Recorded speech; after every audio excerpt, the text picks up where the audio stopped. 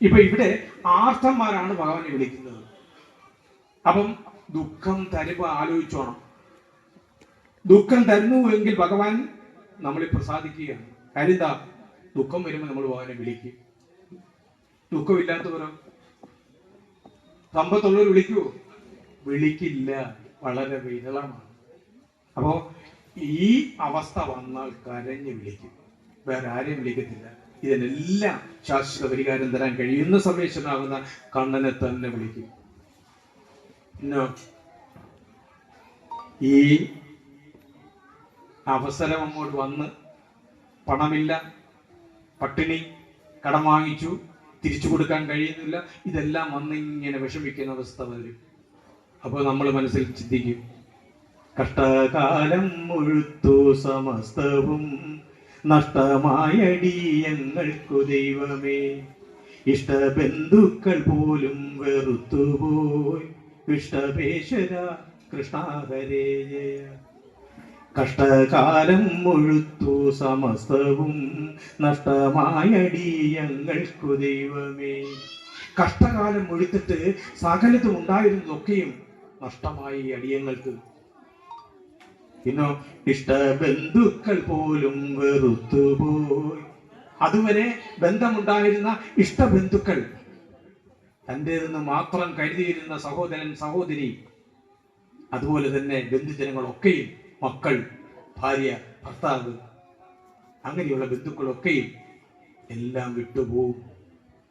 കഷ്ടകാലം മുഴുത്തു സമസ്തവും നഷ്ടമായടിയങ്ങൾക്കു ദൈവമേ, ഇഷ്ടബന്ധുക്കൾ പോലും വെറുത്തുപോയി വിഷ്ടപേശ്വര കൃഷ്ണ ഹരേ ജയ. അങ്ങനെയുള്ളവരും വിളിക്കും ഭഗവാൻ. ബന്ധുജനമെല്ലാം വിട്ടുപോയി, ആരും ആശ്രയമില്ല എന്നൊരവസ്ഥ വരുമ്പോ കണ്ണനെ കണ്ട് നൊന്ത് വിളിച്ച് കരഞ്ഞ് വിളിച്ച് സങ്കടപ്പെടും. ഇനി ഒരു വിഭാഗം വിളിക്കും. ഭക്തി എന്ന് പറയുന്നത് 50 വയസ്സ് അല്ലെങ്കിൽ 60 വയസ്സൊക്കെ കഴിഞ്ഞിട്ട് മതി. എന്തിനാണ് കുട്ടിക്കാലത്തെ ഭക്തി?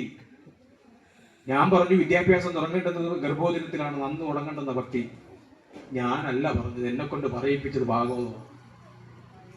ഗർഭവതിയാണെന്ന് അറിഞ്ഞ അന്ന് മുതൽ ഭഗവത് കഥകൾ കേട്ട ആശ്രിക ഭാവമുള്ള ഒരച്ഛന്റെയും അമ്മയുടെയും മകനായി ഗർഭോദരത്തിൽ വന്നുദിച്ച ആ കുഞ്ഞു ബാലനെ, നാരദ മഹർഷിയുടെ കഥകൾ കേട്ട് ആ കയാധുവിന്റെ വയറ്റിൽ കിടന്ന് വളർന്നു വന്ന കയാധുവൻ, ഹിരണ്യകശിപുവിന്റെ മകൻ, 9 ഭക്തിയുടെ 9 മാർഗങ്ങൾ കാട്ടിത്തന്ന ഭക്ത പ്രഹ്ലാദൻ.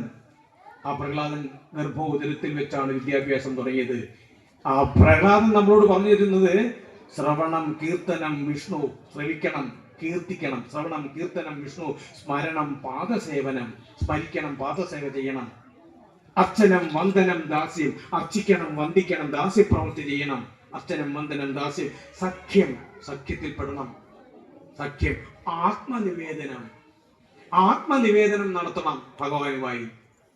അങ്ങനെ ആത്മനിവേദനം നടത്തുന്ന ഒരു സിനിമ ഉണ്ടായിരുന്നു, ഒരു 10-15 പ്രാവശ്യം ഞാൻ കണ്ടു, ഇപ്പോഴും മതിയായിട്ടില്ല. എന്താണ്? ജോലി കഴിഞ്ഞു, കല്യാണമൊക്കെ ആയ വീട്ടിൽ ജോലി ഇല്ല, നാളെ മുതൽ തിരിച്ചു പോകാൻ ഒരുങ്ങുന്ന ബാലാമണി.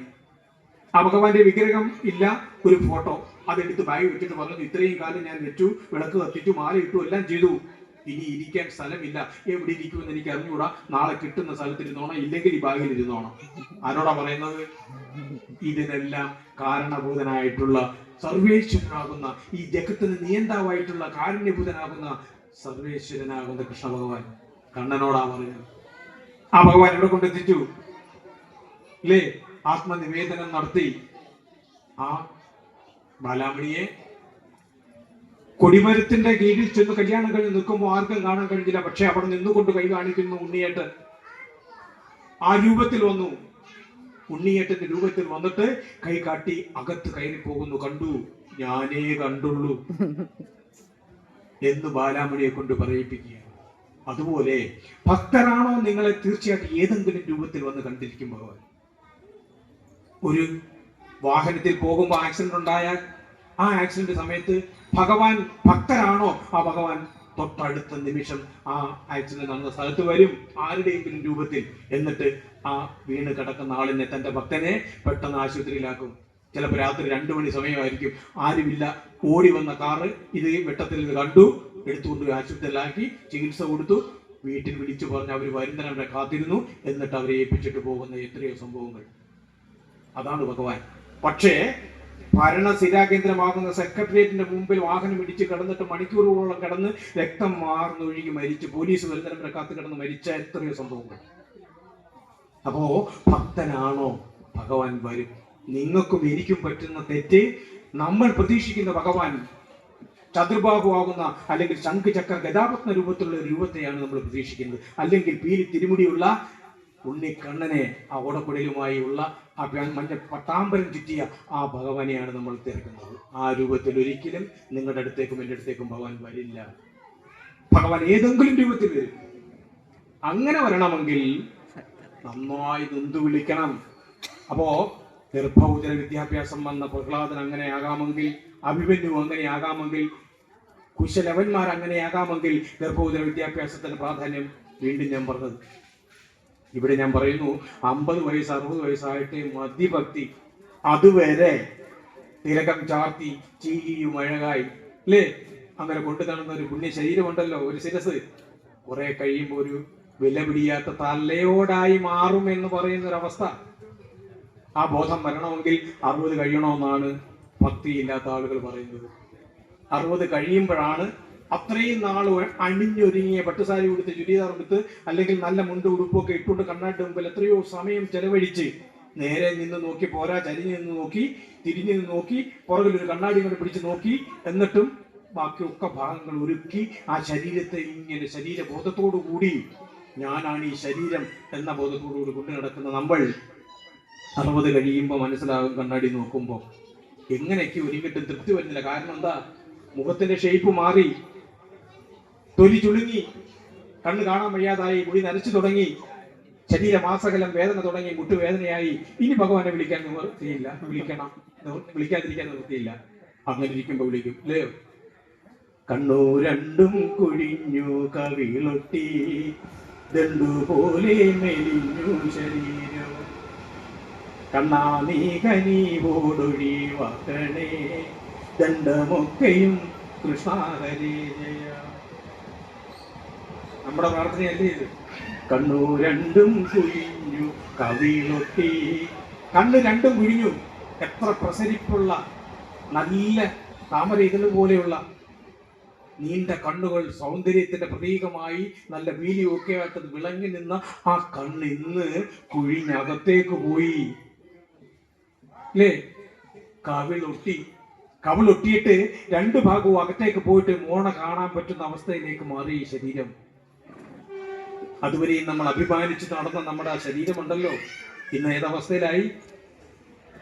കണ്ണു രണ്ടും കുഴിഞ്ഞു കവിളൊട്ടി, ദണ്ടുപോലെ മെലിഞ്ഞു ശരീരം. ശരീരം അത്രയും കാലം നല്ല കൊഴുത്ത് നല്ല രീതിയിലിരുന്ന ആ ശരീരം ഇതൊരു ദണ്ട് പോലെയായി, ഒരു ഒലക്ക പോലെയായി, ഒരു വടി പോലെയായി. കണ്ണാ നീ കനിവോടൊഴിവാക്കണേ, കണ്ണാ നിനക്ക് കനിവ് തോന്നിയിട്ട് ഒന്ന് ഒഴിവാക്കണേ, ദണ്ഡമൊക്കെയും കൃഷ്ണഹരേ ജയ. എന്റെ ഈ കാലിന്റെ വേദന, മുട്ടിന്റെ വേദന, നടുവിന്റെ വേദന, വെടലി വേദന, തലയൊന്ന് ഉയർത്തി നിൽക്കുവാൻ ഒന്നുമില്ലെങ്കിൽ ഈ റെയിൽവേ ക്രോസ് കടന്ന് ഈ മുറിച്ചാലൻകൂട് അമ്പലത്തിലേക്ക് വന്ന് ആ കണ്ണന്റെ രൂപം, ആ ശിലാവിഗ്രഹത്തിൽ ഒന്ന് കണ്ട് തൊഴുതൊന്ന് പ്രാർത്ഥിക്കുവാനുള്ള ഭാഗ്യം തരണേ എന്ന് പ്രാർത്ഥിക്കുന്ന ഒരു സമയം വരുമെന്ന് 60, 65, 70 അപ്പോഴത്തേക്ക് കാലം അതിക്രമിച്ചു. പിന്നെ എങ്ങനെയാണ് വിളിക്കാൻ പറ്റുന്നത്? ഓർമ്മയില്ല. പഠിച്ചു വെച്ച നാമം കൂടി മറന്നു പോകുന്നു. അഥവാ ഓർത്താൽ തന്നെ പൂർത്തീകരിക്കാൻ പറ്റാത്തൊരവസ്ഥ വരുന്നു. ഇതാണ് നമ്മളുടെ ജീവിതം. ഇത്രയും കാലം ഞാനെന്ന് അഭിമാനിച്ച, എൻ്റെ ഏതെന്ന് അഭിമാനിച്ച, പൊടി പറ്റിക്കാതെ പൗഡർ ഇട്ട് സൗന്ദര്യബോധത്തോടു കൂടി ജീവിച്ച ഈ ശരീരം ഇന്ന് എവിടെ എത്തി നിൽക്കുന്നു? ആ സ്ഥാനത്ത് എത്തുമ്പോൾ മാത്രമേ ഇത് ബോധപ്പെടൂ. അത്രയും കാലം ആർക്കും ഇത് ബോധപ്പെടില്ല. വളരെ വ്യക്തമായിട്ട് ഭഗവാൻ പറയുന്നു, നീ എന്നെ ആശ്രയിച്ചാൽ നിന്നെ ഞാൻ കൈവിടിയില്ല. അങ്ങനെ കൈവിടിയാതിരിക്കണമെങ്കിൽ ഞാൻ പറഞ്ഞു 18-ാമത്തെ അധ്യായം 2 വരി ഞാൻ പറഞ്ഞു, വ്യാഖ്യാനിച്ചു അല്ലേ? ആ 18-ാമത്തെ അധ്യായത്തിൽ 66-ാമത്തെ ശ്ലോകത്തിൽ വളരെ വ്യക്തമായിട്ട് ഭഗവാൻ പറയുന്നു, നിന്നെ ഞാൻ എൻ്റെ കൈക്കുള്ളിൽ കൊണ്ടു നടക്കണമെങ്കിൽ, നിന്നെ ഞാൻ ഒരു ആവരണമായി സംരക്ഷിക്കണമെങ്കിൽ നീ എന്താ ചെയ്യേണ്ടുന്നത്? മാമേഘം ശരണം വ്രജ. മാമേഘം, നീ എന്നെ തന്നെ ശരണം പ്രാപിക്കണം. അഹം തോ സർവപാപിഭ്യം, ഞാൻ നിന്റെ സകല പാപങ്ങളും മാറ്റി. മോക്ഷേക്ഷാമിയ മാസുജ, മോക്ഷം, ആത്യന്തികമായ മോക്ഷം നിനക്ക് ഞാൻ തരും. ഇത് നമുക്ക് ഉറയ്ക്കാതെ പോകും. ഇത് ഉറയ്ക്കാത്തത് കൊണ്ടാണ് നമ്മൾ പലയിടത്തേക്ക് പോകുന്നത്. എന്താ, ശബരിമല പോകുന്നു അല്ലേ? പോകത്തില്ലേ? എന്തിനു പോകണം? ഗുരുവായൂർ പോകുന്നു. ഇവിടുത്തെ കണ്ണിനെ തൊഴുത്തില്ല, ഗുരുവായൂർ പോയാലേ തൃപ്തി വരൂ. കാര്യം എന്താ? സമ്പത്തുണ്ട് അവിടെ, ആർഭാടമുണ്ട് അവിടെ, എപ്പോഴും പൂജാതി കർമ്മങ്ങൾ, മന്ത്രോച്ചാരണങ്ങൾ. പക്ഷെ കണ്ണിന് വ്യത്യാസമുണ്ടോ? അവിടുത്തെ കണ്ണിന് ഇവിടുത്തെ കണ്ണിന് വ്യത്യാസമുണ്ടോ? അതും ശിലാവിഗ്രഹത്തിൽ തീർത്തതാണ്, ഇതും ശിലാവിഗ്രഹത്തിൽ തീർത്തതാണ്. പിന്നെ ലക്ഷക്കണക്കിന് ആളുകൾ വരുന്നു, അവര് നാമസങ്കീർത്തനം നടത്തുന്നു, അത്രയും ചൈതന്യം ഉണ്ടാകുന്നു. ഇവിടെയും സദാസമയവും കുറെ ആളുകളെങ്കിലും നാമസങ്കീർത്തനം നടത്തുമെങ്കിൽ ഇത് വരും, നല്ല അവസ്ഥയിലേക്ക് വരും. എവിടെ നാമസങ്കീർത്തനം ഉണ്ടോ അവിടെ കലിയില്ലാതാകും, ആ ക്ഷേത്രങ്ങൾ വരും. ഇന്ന് ക്ഷേത്രങ്ങളിൽ നാമസങ്കീർത്തനമില്ല, എഴുതി വെക്കും. ശബ്ദം നാമജപത്തിന് മാത്രം.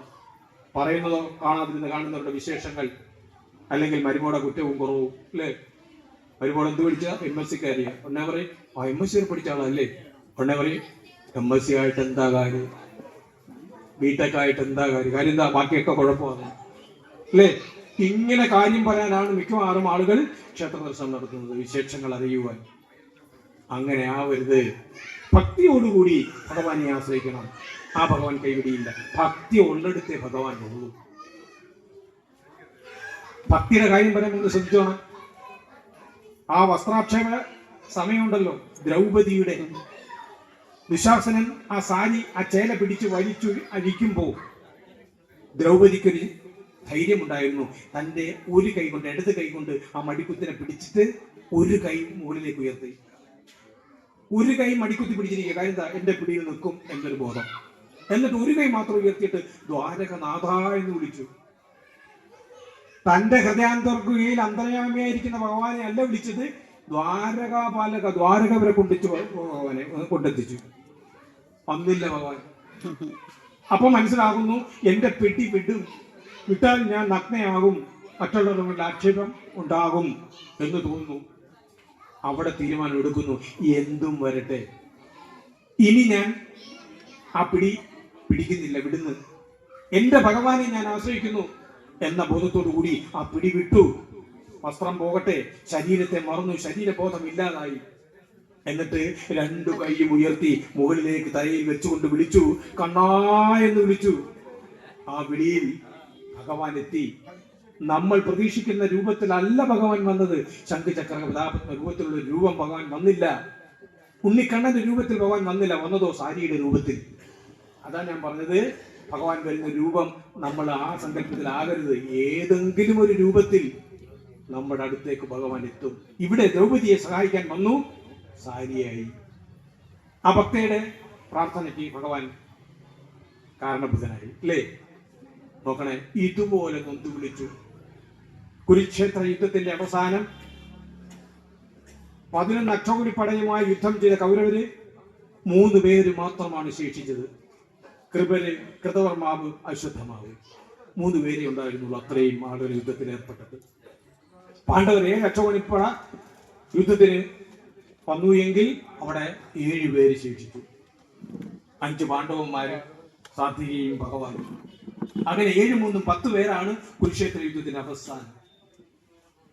തനിക്ക് അന്നം തന്ന, തനിക്ക് കിടപ്പാടം തന്ന, തനിക്ക് വസ്ത്രം തന്ന ദുര്യോധന മഹാരാജാവിന്റെ മുന്നിൽ ചെന്നതുകൊണ്ട് ദ്രോണാചാര്യന്റെ പുത്രനാകുന്ന അശ്വത്ഥമാവ് പറയുന്നു,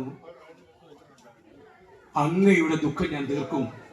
അങ്ങ് തുടപിളർന്ന് മരണത്തെ മുഖം കണ്ടുകൊണ്ട് വേദനിച്ചു കിടക്കുന്ന ഈ കിടപ്പിന് കാരണക്കാരായ പാണ്ഡവന്മാരുടെ ശിരസ്സാറുത്ത് ഇന്ന് ഞാൻ അങ്ങയുടെ പാതാരവിന്ദങ്ങളിൽ സമർപ്പിക്കും എന്ന പ്രതിജ്ഞയോടുകൂടി നേരെ പോകുന്ന അശ്വത്ഥമാവ് പാണ്ഡവ ശിബിരത്തിലേക്ക്.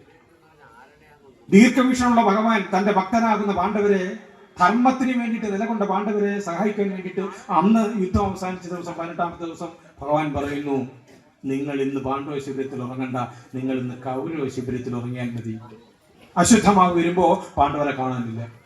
പക്ഷേ പാണ്ഡവ പുത്രന്മാർ കുഞ്ഞുങ്ങൾ 5 കുഞ്ഞുങ്ങൾ കിടന്നുറങ്ങുന്നു. കലിമൂത്ത അശ്വത്ഥമാവ് ആ കുഞ്ഞുങ്ങളുടെ ശിരസ്സറുത്ത് കൊണ്ടുവന്ന് പതാരബന്ധങ്ങളിൽ വെക്കുന്നു ദുര്യോധന മഹാരാജാവിന്. ഇത്രയും ഹീനമായ പ്രവൃത്തി ചെയ്ത അശ്വത്ഥമാവിനെ ആ തുട പിളർന്ന് മരണത്തെ മുഖാമുഖം കണ്ട് വേദനിച്ച് കിടക്കുന്ന ആ കിടപ്പിൽ കിടന്നുകൊണ്ട് ദുര്യോധന മഹാരാജാവ് ശപിക്കുന്നു അശ്വത്ഥമാവിനെ. ഇത്രയും ഹീനമായ ക്രൂരമായ പ്രവൃത്തി ചെയ്ത 5 പിഞ്ചു കുഞ്ഞുങ്ങളുടെ ശിരസ്സറുത്ത അശ്വത്ഥമാവെ നീ പ്രേതമായി പോകട്ടെ. എന്നിട്ടും അശ്വത്ഥമാവിന് സ്വസ്ഥത മനസ്സിന് കിട്ടിയില്ല, പക തീർന്നില്ല. ആ പക തീർക്കാൻ വേണ്ടിയിട്ട് അടുത്തതായിട്ട് തന്റെ ബ്രഹ്മാസ്ത്രം ഉത്തരയുടെ ഗർഭത്തിലേക്ക് അയക്കുന്നു. ഉത്തര ഗർഭവതിയായിരുന്നു. ഉത്തരയുടെ ഭർത്താവ് അഭിമന്യു പത്മവ്യൂഹത്തിൽ അകപ്പെട്ട് മരിക്കാൻ ഇടയായി. പാണ്ഡവരുടെ പിൻഗാമിയായിട്ട് വരാനുള്ള ആ ഗർഭോദരത്തിൽ വളരുന്ന കുഞ്ഞ് ഇനി പാണ്ഡവരെ ഉണ്ടാകരുത്, അതിനു വേണ്ടിയിട്ട് ആ ഉത്തരയുടെ ഗർഭത്തിൽ കിടന്ന കുഞ്ഞിനെ കൊല്ലുവാൻ വേണ്ടിയിട്ട് തന്റെ ബ്രഹ്മാസ്ത്രം പ്രയോഗിക്കുന്നു അശ്വത്ഥമാവ്. തൊട്ടടുത്ത നിമിഷം തന്റെ ഉദരത്തിൽ കിടക്കുന്ന കുഞ്ഞ് മരിച്ചു പോകും എന്ന് ബോധപ്പെട്ട ഉത്തര 2 കൈയും ഉയർത്തി മുകളിലേക്ക് കണ്ണായെന്ന് ഉറക്കം വിളിച്ചു. വീണ്ടും ആ വിളിയിൽ ഭഗവാൻ എത്തിയെന്ന് മാത്രമല്ല, ആ ബ്രഹ്മാസ്ത്രത്തെ ഇല്ലാതാക്കുവാൻ തന്റെ സുദർശനത്തെ അയക്കുന്നു. ഈ അസ്ത്രശസ്ത്രങ്ങളുടെ കൂടിച്ചേരലിൽ ഈ കുട്ടി ഭയന്ന് മരിച്ചു പോകും എന്ന് ബോധപ്പെട്ട ഭഗവാൻ അങ്കുഷ്ട രൂപത്തിൽ, തള്ളവിരലിന്റെ രൂപത്തിൽ ഉത്തരയുടെ ഗർഭത്തിനുള്ളിലേക്ക് പ്രവേശിച്ചു. എന്നിട്ട് ഈ അസ്ത്രശസ്ത്രങ്ങൾ കൂടിച്ചേരുന്ന സമയം ശംഖുചക്ര ഗദാപത്മ രൂപത്തിലുള്ള ചതുർബാഹുവാകുന്ന ഭഗവാന്റെ ദിവ്യ കലേബരം കാട്ടിക്കൊടുത്തു. അങ്ങനെ കാട്ടിക്കൊടുത്ത് ആ ജീവൻ പരീക്ഷിച്ചു വന്നതുകൊണ്ട് ആ കുട്ടിക്ക് പേരിട്ടു പരീക്ഷിച്ചു. അപ്പൊ അവിടെ വന്നത് ഭഗവാൻ വന്നു നോക്കണേ, തന്റെ ഭക്തയാകുന്ന ഉത്തര വിളിച്ചപ്പോ വന്നു. എങ്കിൽ ഭഗവാനെ വിളിക്കുന്ന ആത്മാർത്ഥമായിട്ടാണെങ്കിൽ, ആർദ്രമായ മനസ്സോടു കൂടിയാണെങ്കിൽ, ഭക്തിയോടു കൂടിയാണെങ്കിൽ, ഏതെങ്കിലും രൂപത്തിൽ നമ്മുടെ ദുഃഖത്തിന് തളർച്ചയ്ക്ക് കാരണമാകുമ്പോൾ ഭഗവാൻ എത്തും. ഉറച്ച ദൃഢമായി വിശ്വസിക്കണം, മനസ്സിൽ തറയ്ക്കണം. അങ്ങനെ വിളിച്ചാൽ തീർച്ചയായും ഭഗവാൻ എത്തും.